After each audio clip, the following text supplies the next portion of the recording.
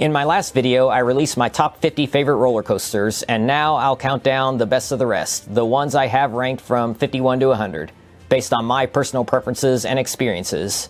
I'm currently at 645 coaster credits, having visited most parks in the US, plus Canada's Wonderland, with these notable exceptions.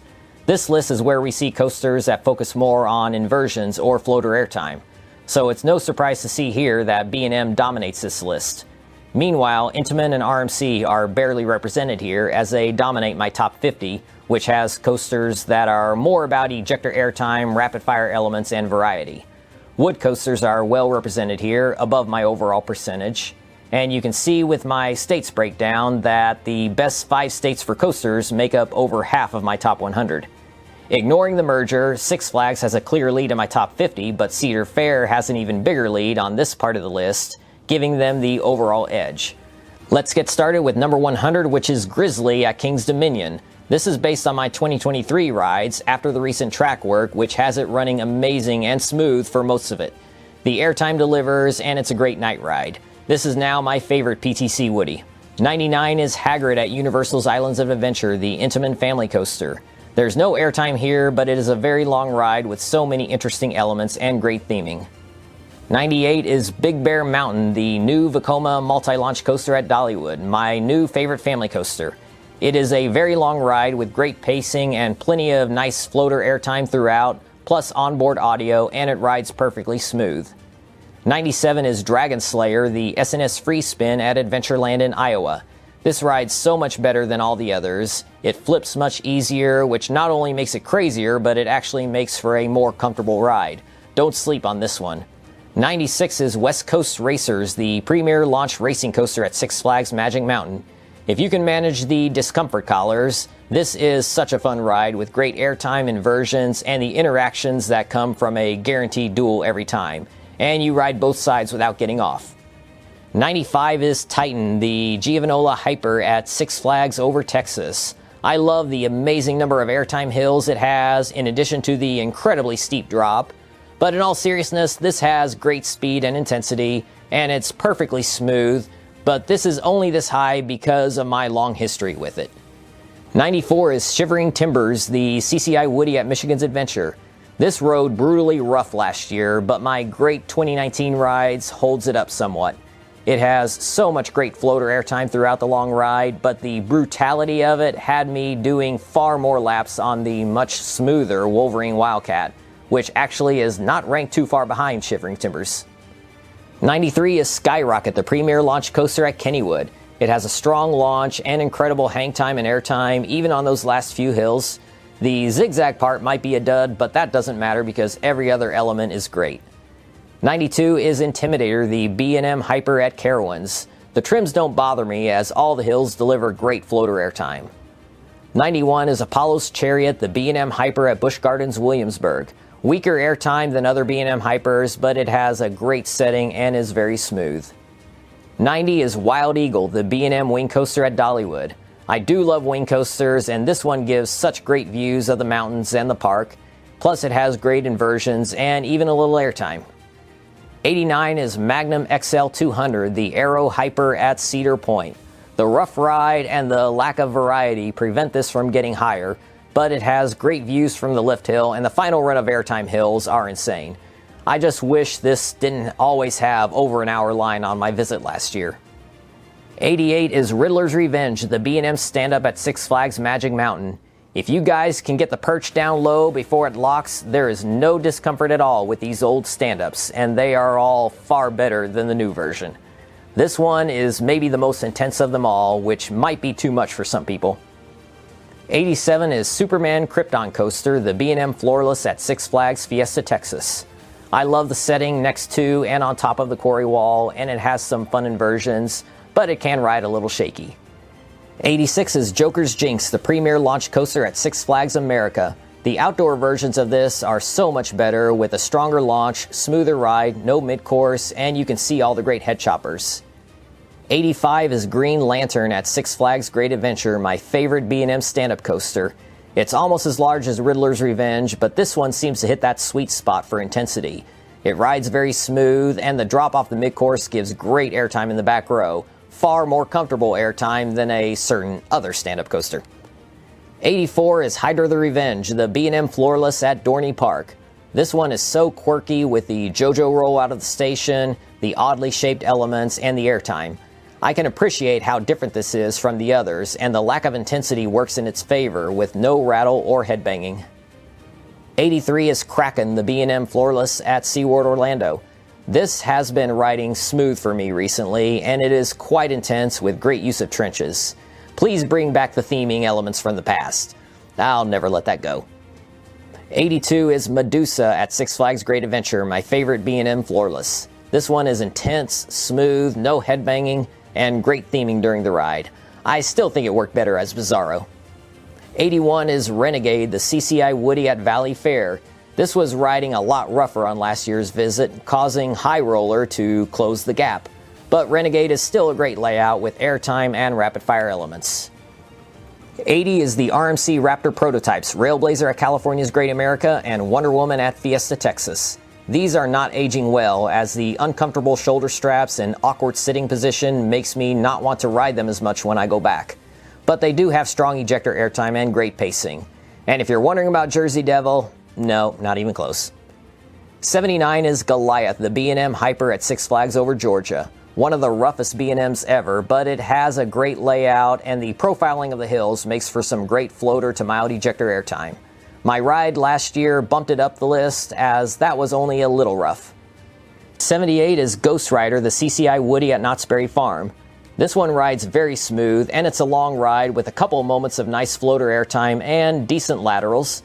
There's something about this that makes it a lot of fun, but it is a gentle ride with elements that are very drawn out, which is why I gotta call it what it is. And I guess this is actually my favorite family coaster. 77 is Rampage, the CCI Woody at Alabama Adventure.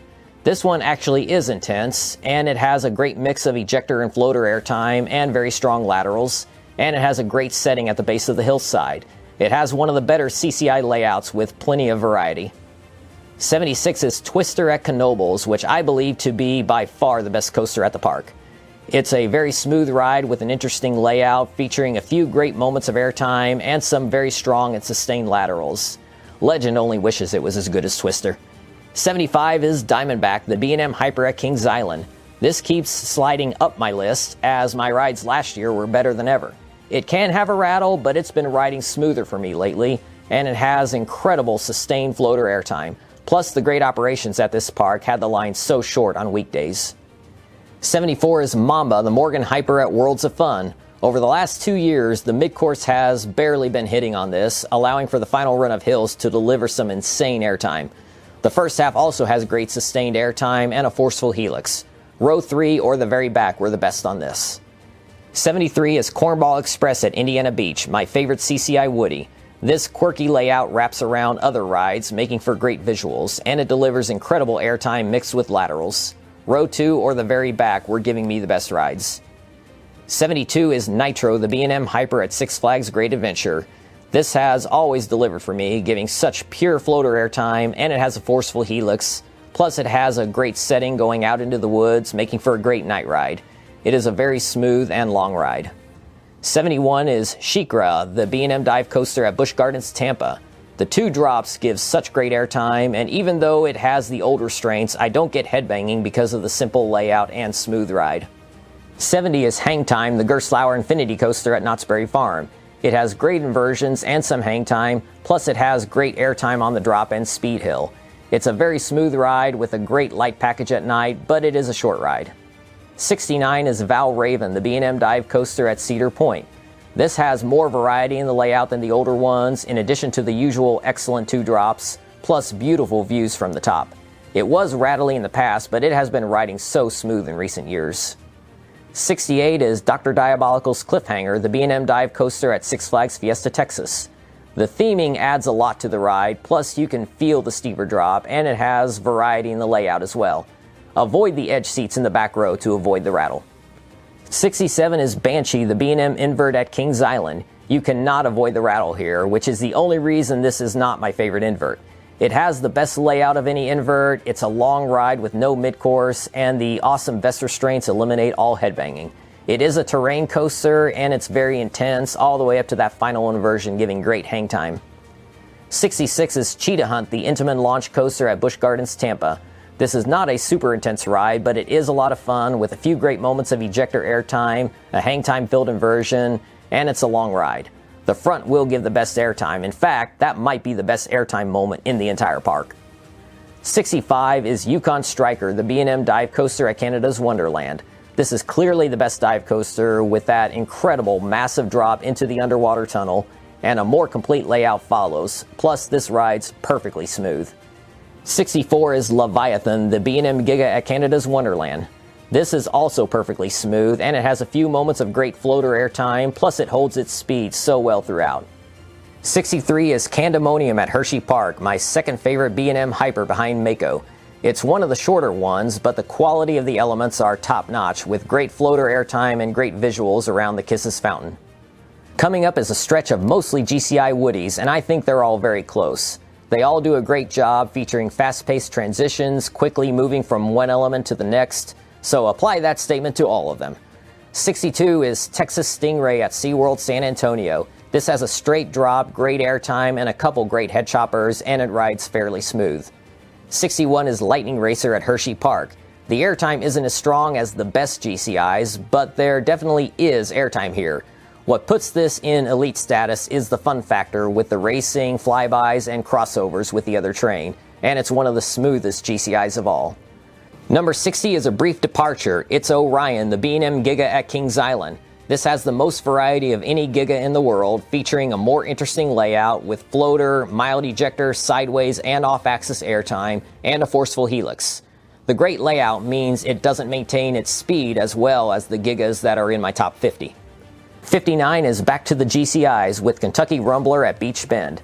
This might have the best and most interesting layout of all of them, and on my day, it wasn't too rough and was delivering great airtime. 58 is Mystic Timbers at Kings Island, one of the smoothest Woodies anywhere. It has great airtime and is a lot of fun, but the simple pathway it follows prevents it from making my top 50. 57 is Gold Striker at California's Great America. On my only visit here in 2019, it wasn't too rough and the layout was brilliant with great airtime and it was quite intense.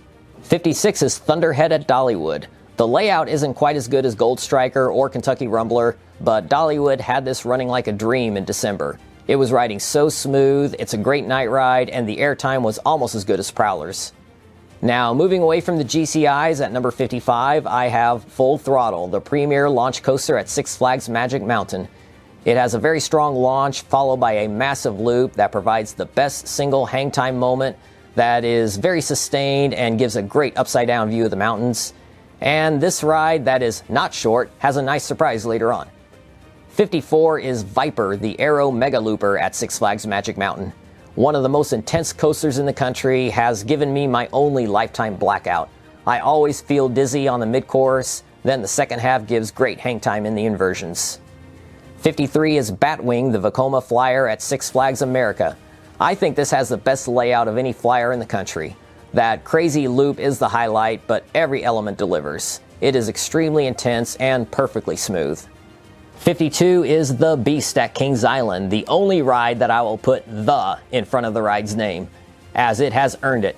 The retracking has this riding better than ever, and even though this has trims, straight track, and no airtime, it just doesn't matter with this one. There is something so special about it traveling deep into the woods, and it's one of the best night rides in the country.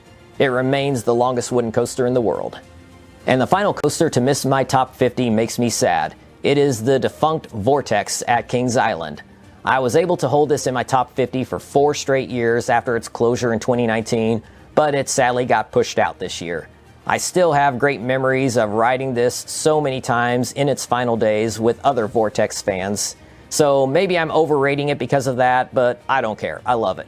In the back car, it was very smooth and had such great airtime on the drop, and the inversions were either forceful or gave hang time. So that's it for my coasters ranked from 51 to 100. If you want to see my top 50, please check out the last video that I posted. These are the 30 parks represented in this list, and I included how many are in my overall top 100. No surprise to see Cedar Point and Magic Mountain leading, both with 6 in my top 100. with Kings Island, Great Adventure, and Hershey Park right behind with 5. And Hershey will certainly have a 6th whenever I get on Wildcat's Revenge. And Fiesta Texas sort of has 5 in my top 100. Rides like Tatsu, X-Flight, Phoenix, and White Lightning were among this year's casualties, leaving my top 100. But that doesn't mean that I dislike those or any others that didn't make the list, as I have some coasters ranked in the 500s that I enjoy a lot. So let me know in the comments what some of your favorite supporting coasters are. Thank you for watching, and I will see you next time.